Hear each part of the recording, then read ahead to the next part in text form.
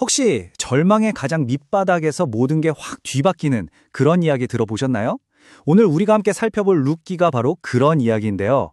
한 사람의 인생이 그야말로 바닥을 치다가 어떻게 하나님께서 그 스토리를 완전히 새롭게 희망의 이야기로 다시 쓰시는지 그 과정을 한번 따라가 보려고 합니다. 정말 모든 걸 다 잃었다고 생각하는 그런 깊은 절망이 과연 희망으로 바뀔 수 있을까요? 글쎄요, 아주 오래전 이야기지만 이 룻이라는 인물의 이야기가 바로 이 질문에 대한 정말 강력하고 극적인 답을 우리에게 보여주는 것 같아요. 자, 그래서 오늘은 먼저 하나님이 어떻게 스토리를 다시 쓰시는지, 그리고 그 과정에서 나타나는 6가지 진짜 놀라운 반전들을 살펴볼 거고요. 또 어떻게 그런 반전이 가능했는지, 그리고 이 이야기가 결국 우리 삶에 어떤 의미를 주는지, 마지막으로 이 모든 걸 아우르는 더 큰 그림까지 함께 짚어보겠습니다. 첫 번째 주제입니다. 하나님이 스토리를 다시 쓰시다. 사실 룻기 그 시작은요, 정말 완전한 비극 그 자체예요. 1장을 딱 펴보면 끔찍한 기근에 낯선 땅으로 떠나야 하는 이주, 그리고 계속되는 죽음 이야기로 가득하거든요. 하지만 이게 이야기의 끝이 아니었다는 거죠. 지금부터가 진짜입니다. 1장의 그 칠흑 같던 절망이 어떻게 4장에서 빛나는 승리로 바뀌는지 6가지 정말 깜짝 놀랄 만한 반전들을 하나하나 짚어보겠습니다. 자, 첫 번째 반전. 이건 정말 너무 극적이에요. 바로 죽음에서 생명으로의 대전환입니다. 룻기 1장을 보면요, 분위기가 정말 암울한 게 죽고 또 죽고 죽었다는 말이 3번이나 나와요. 그런데 마지막 4장에 가서는 분위기가 완전히 바뀝니다. 낳고 또 낳았다. 이 탄생의 기쁨을 알리는 말이 무려 10번이나 반복돼요. 와, 이건 정말 엄청난 대비죠?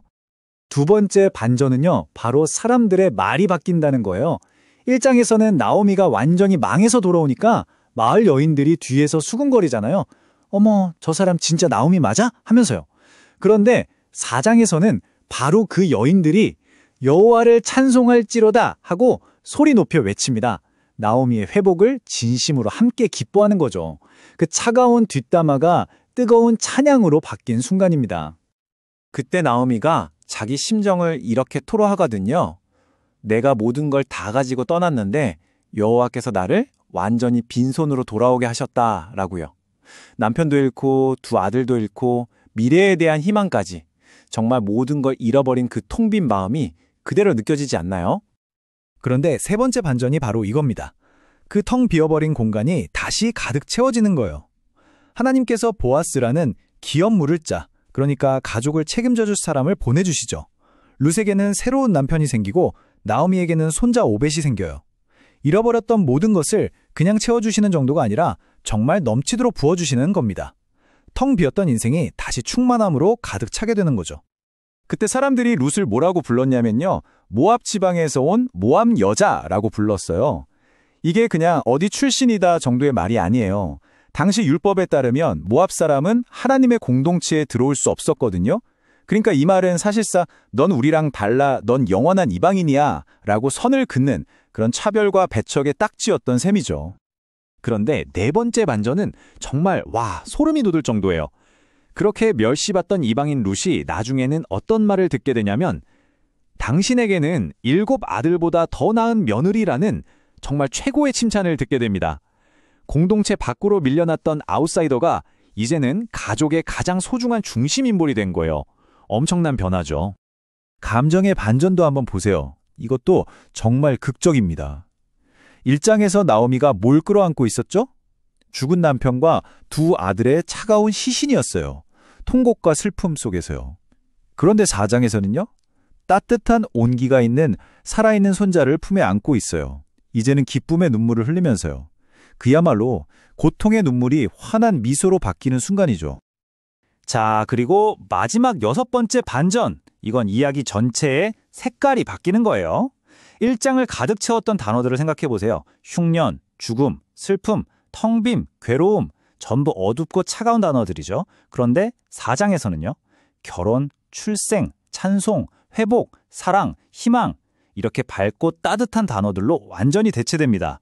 어둠에서 빛으로, 그야말로 완벽한 전환이라고 할 수 있겠죠? 자, 그럼 이런 질문이 생기죠. 도대체 어떻게 이런 말도 안 되는 반전이 가능했을까요? 이 모든 변화를 일으킨 결정적인 계기는 과연 무엇이었을까요? 그 해답은 바로 한 사람, 보아스와의 만남에 있었습니다. 보아스는 기업 물을 자라고 불렸는데요. 이게 뭐냐면 당시 율법에 따라 가까운 친족이 어려움에 처했을 때 그 가정을 책임지고 구원해줄 의무가 있는 사람을 말해요.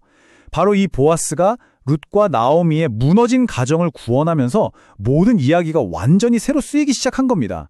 그래서 많은 사람들이 이 보아스의 모습에서 절망에 빠진 우리를 만나 구원해 주시는 예수 그리스도의 그림자를 보기도 하죠. 자, 그럼 이제 이 수천 년 전의 이야기가 바로 오늘 우리에게는 어떤 의미가 있을까요? 이 이야기가 그냥 옛날 이야기로 끝나는 게 아니라 어떻게 우리 각자의 삶을 위한 하나의 모델이 될 수 있는지 그 점을 한번 짚어보겠습니다. 핵심은 바로 이겁니다. 이 이야기를 듣고 그냥 와, 해피엔딩이네, 좋은 이야기다 하고 정보로만 남겨두시겠어요?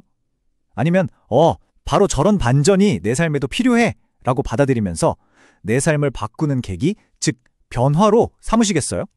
자, 이제 마지막으로 한 걸음 더 나아가서 이 한 가족의 이야기가 어떻게 훨씬 더 거대한 하느님의 계획과 연결되는지 그 큰 그림을 한번 보도록 하겠습니다. 룻기 이야기가 펼쳐지는 시대적 배경이 바로 사사시대인데요. 아마 들어보셨을 거예요.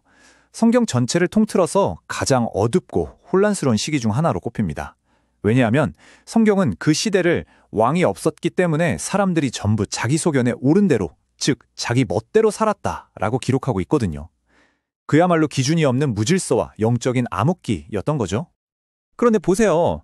나오미의 품에 안겼던 그 아기, 오벳의 탄생이 그냥 한 가정의 회복으로 끝나지가 않아요. 이 족보를 따라가 보면 오벳이 이새를 낳고 이새가 바로 이스라엘의 가장 위대한 왕, 다윗을 낳습니다. 결국 이 룻의 이야기는요. 왕이 없어서 캄캄했던 시대에 진짜 왕이 오고 있다는 신호탄이었던 셈이죠. 그리고 그 왕의 계보는 궁극적으로 온 세상의 진짜 왕이신 예수 그리스도에게로 이어집니다. 그래서 이 룻의 이야기는 오늘 살아가는 우리에게 마지막으로 이런 질문을 던지는 것 같습니다. 여러분의 삶에는 혼란을 잠재우고 모든 것을 회복시킬 진정한 왕이 있나요? 여러분 삶의 진짜 주인, 진짜 왕은 누구입니까?